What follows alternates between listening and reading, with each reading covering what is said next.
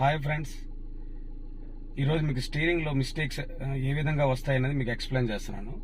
చాలామంది మీరు ఏంటంటే స్టీరింగ్ టర్నింగ్ వచ్చేటప్పుడు తిప్పేటప్పుడు మీరు ఏంటంటే చాలామంది రైట్ సైడ్ 2 హ్యాండ్స్ ఇలా ఇలా ఇలా తిప్పడం, లెఫ్ట్ సైడ్ తిప్పేటప్పుడు ఈ విధంగా తిప్పడం చేస్తారు. అదేవిధంగా మన రైట్ సైడ్ తిప్పేటప్పుడు స్టీరింగ్ 2 హ్యాండ్స్ రైట్ సైడ్ ఒకవైపు ఇలా ఇలా తిప్పడం, మన లెఫ్ట్ సైడ్ తిప్పేటప్పుడు ఈ విధంగా తిప్పడం చేస్తారనమాట.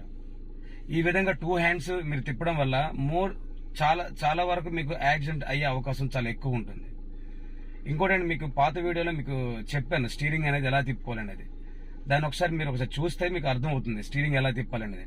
చూడండి ఏ విధంగా తిప్పాలనేది. స్టీరింగ్ ఎప్పుడు కూడా మీకు కౌంటింగ్ చేసుకుంటూ తిప్పుకోవాలని చెప్పాను.